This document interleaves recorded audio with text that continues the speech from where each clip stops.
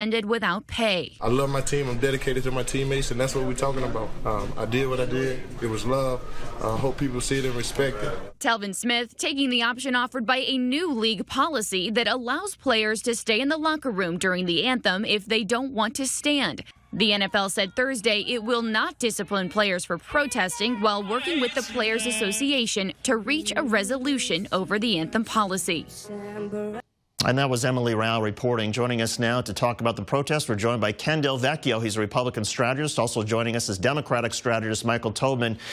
Ken, what's wrong with the players demonstrating, protesting however they want? Because they are sparking a national conversation about race and police brutality and inequality in our society. I will fight for their constitutional right to not stand, to burn a flag if they want to, but they have to understand the professional and business consequences that flow from this. The NFL has not gained one new fan, rest assured, by them not standing. Nobody says, oh, these guys aren't standing, I want to watch football now. However, they've lost a ton of fans. And I'll tell you what the big problem with this is. It's the following.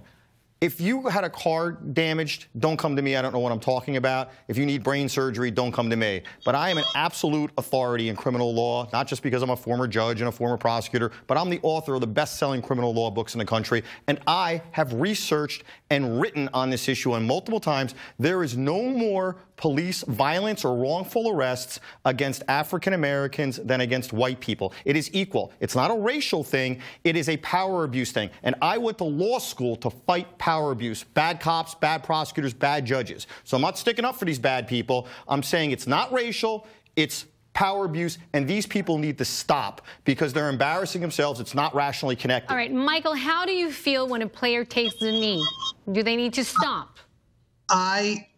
Dissent is uniquely American. It is not uniquely American, but it is very American, I should say.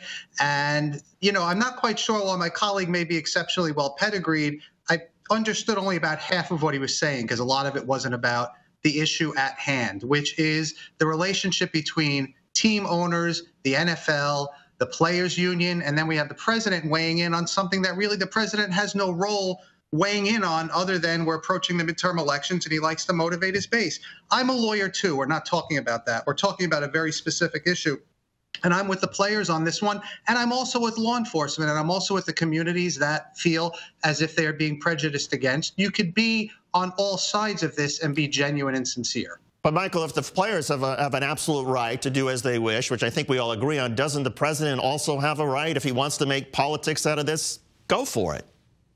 He certainly has a right, but there's a difference between what he could do and what he should do. And if the players, and understand the very, very interesting and unique relationship in terms of racial and economic terms between the owners and NFL management, and then the players and the fans, unpacking that could take us months, if not forever. You need to unpack this.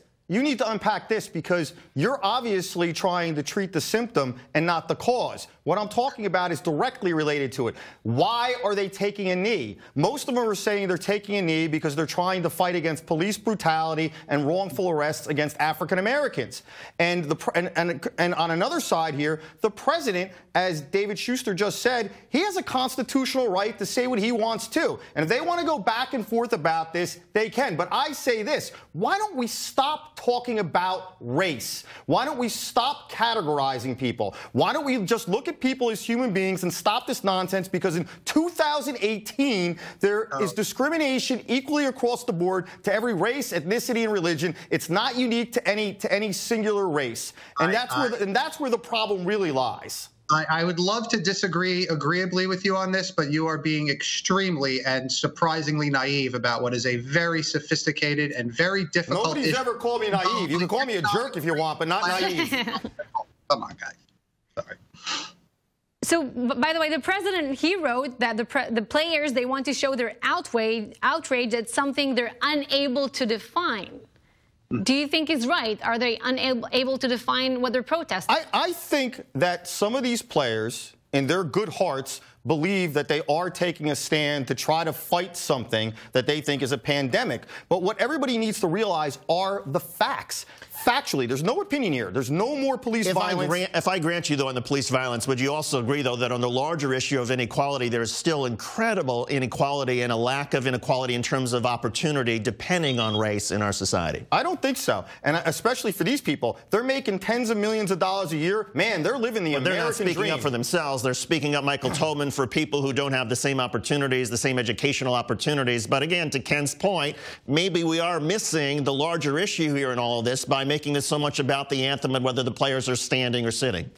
It would be nice if we could have a conversation that didn't impact and so intimately involve race and police brutality and community relations, but it does. And to deny that and to turn a blind eye and say it simply isn't about that or not involved, again, strikes me as wishful thinking that doesn't really address the underlying issues. Now, I believe it is also condescending on the part of the president to say that players can't articulate what it is that they're outraged about or what they're concerned about.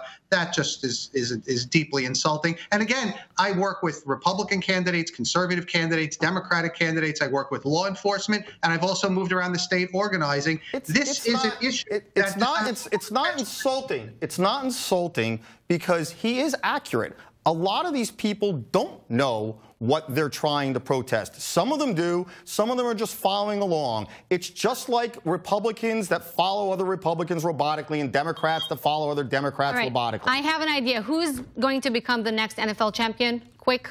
Minnesota Vikings, they've always been my team. Michael? I am just happy the Eagles beat the Pats. What can I say? All right, thank you. Indianapolis Colts and? Oh, I don't know. Say New England Patriots. It's a good bet. Yes, thank you. All right. All right. Thank you, gentlemen, for this discussion. All right. Just ahead. It's been almost 1 year since Charlottesville. Next, we'll hear